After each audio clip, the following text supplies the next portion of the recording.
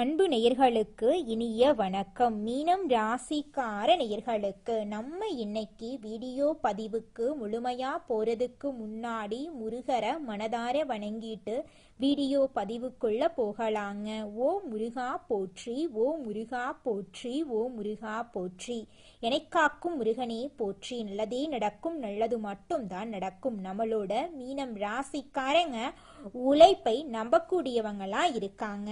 அடுத்தவங்க செய்ய முடியாதுன்னு ஒதுக்கி வச்ச காரியத்தை கூட இவங்களுடைய தன்னம்பிக்கையினாலையும் முயற்சியாலையும் அந்த காரியத்துல வெற்றி அடையக்கூடியவங்களா இவங்க இருக்காங்க. இவங்களை பொறுத்த வரைக்கும் தன்னோட வாழ்க்கையில எவ்வளவு பிரச்சனை வந்தாலும் அதை பத்தி துள்ளி கூட கவலைப்பட மாட்டாங்க.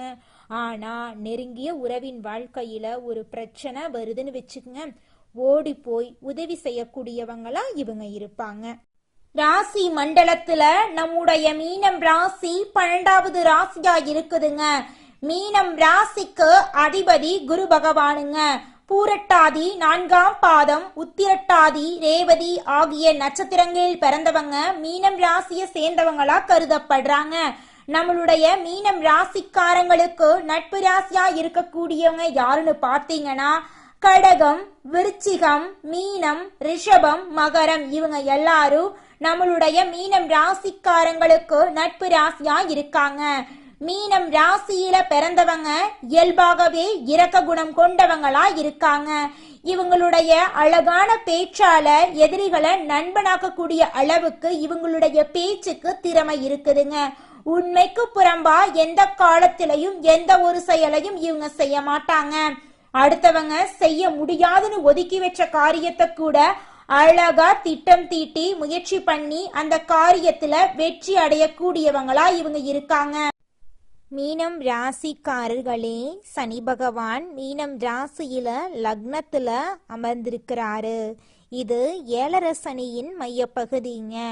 ஒழுக்கத்தையும் கடின உழைப்பையும் நீங்க ஒரு நாளும் கைவிடாம இருந்தீங்கன்னா நிச்சயமா உங்க வாழ்க்கையில வெற்றி கிடைக்கும்.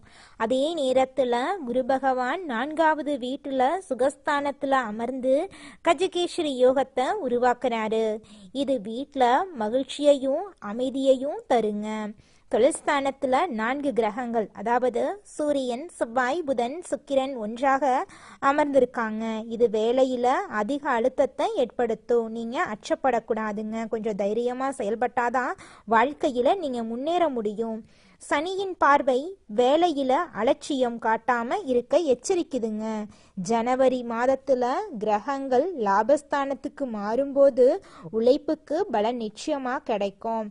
அரசு தொடர்பான வேலைகள் சாதகமாக முடியும். குறிப்பா ரியல் எஸ்டேட், கட்டுமானம், வழக்கறிஞர் போன்ற துறையில இருக்கிறவங்களுக்கு ராஜயோகம் உண்டாக போகுது.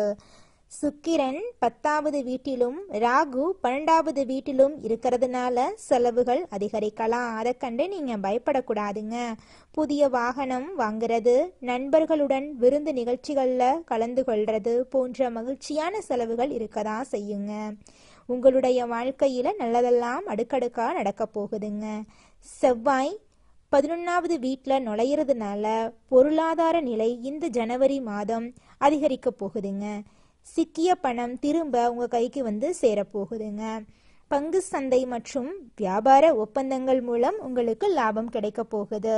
பங்கு சந்தை முதலீடுகளில் கவனம் தேவை. 4ஆம் வீட்டில் குரு மற்றும் சந்திரன் இருக்கிறதுனால வீட்டில் மகிழ்ச்சியான சூழல் நிலவும். தாயாரின் உடல்நிலையில் முன்னேற்றம் ஏற்படும். குடும்பத்துடன் புனித ஸ்தலங்களுக்கு செல்ல வாய்ப்பு இருக்கு. குழந்தைகளுடன் கருத்து வேறுபாடுகள் ஏற்படலாம். காதல் வாழ்க்கையில சிறு சிறு சண்டைகள் வரலாம்.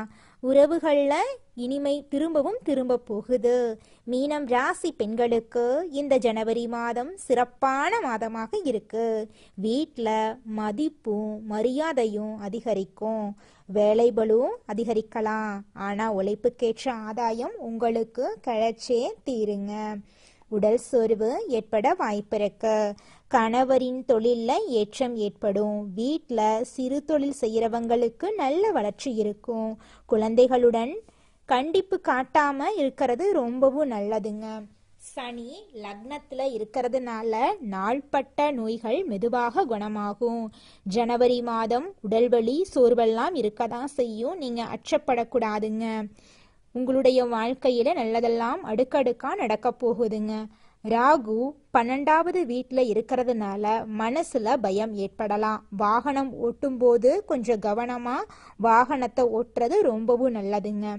ஒவ்வொரு வியாழக்கிழமையும் விஷ்ணு பகவானுக்கு மஞ்சள் நிற பூக்களை அர்ப்பணிக்கணும். குங்குமப்பூ திலகம் இடணுங்க. ஒவ்வொரு செவ்வாய்க்கிழமையும் அனுமன் சாலிசா பாராயணம் செய்யணும். அனுமனுக்கு துளசி மாலை அல்லது வெண்ணெய் சாற்றணுங்க. தினமும் சிவபெருமானுக்கு நீர் அபிஷேகம் செய்யணும்.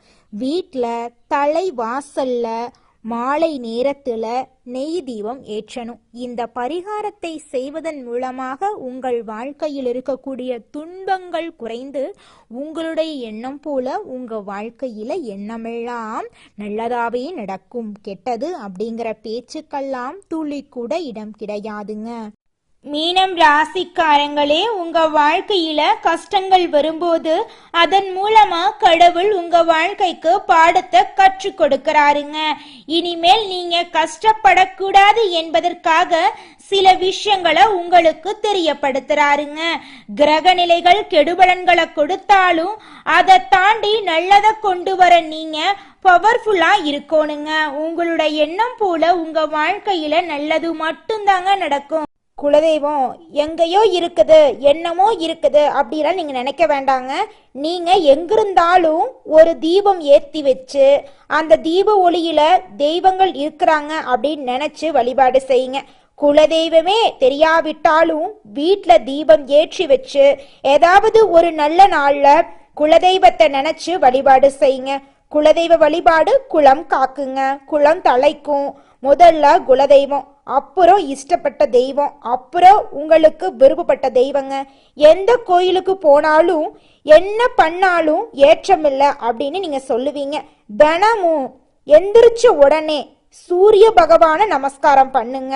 அவங்களுடைய அனுகிரகம் இருந்தா போதும். மற்ற கிரகங்கள் எல்லாம் சாதகமா இல்லைனா கூட பரவாயில்ல, அந்த சூரியனுடைய பிரகாசம் உங்க வாழ்க்கையவே பிரகாசமா மாத்திருங்க. அந்த வெளிச்சம் உங்களை வந்து சேருங்க. உங்க வாழ்க்கையில் இருக்கக்கூடிய கண்ணீரெல்லாம் கரைஞ்சு போயிருங்க. இந்த உலகத்துல யாருங்க கோடீஸ்வரன்? கோடி கோடியா பணம் வச்சிருக்கிறவங்களா, பிடிச்ச உணவுகளை சாப்பிட்றவங்களா, பிடிச்ச உறவுகள் கிட்ட பேசுறவங்களா? இதுல யாருமே கோடீஸ்வரன் கிடையாதுங்க. யார் ஒருத்தவங்க நோய் நொடி இல்லாம மனக்கவலை இல்லாம நிம்மதியா தூங்குறாங்களோ அவங்க தாங்க இந்த உலகத்திலேயே சிறந்த கோடீஸ்வரன். அப்பேற்பட்ட கோடீஸ்வரன் ஆகக்கூடிய யோகம் உங்களுக்கு இந்த மாதம் அமைஞ்சிருக்குதுங்க. உங்க வாழ்க்கையில இனி வரக்கூடிய காலங்கள்ல கவலை கண்ணீர் அப்படிங்கிற பேச்சுக்கெல்லாம் துளி கூட இடம் கிடையாதுங்க. இது நாள் வரைக்கும் உங்களுடைய மனசில் இருந்த மனக்கவலைகள் எல்லாம் இனி வரக்கூடிய காலங்கள்ல காணாம போகுதுங்க. நீங்க சந்தோஷமான ஆரோக்கியமான வாழ்க்கைய இனி வரக்கூடிய காலங்கள்ல வாழ போறீங்க. உங்க வாழ்க்கையில சந்தோஷம் நிலைச்சிருக்க போகுதுங்க. நம்மளுடைய மீனம் ராசியின் அதிபதி குரு பகவான், தேவர்களின் குரு மற்றும் நவ கிரகங்களின் முக்கியமானவர். இவர் அங்கிர முனிவருக்கும் தாராவுக்கும் பிறந்தவர்.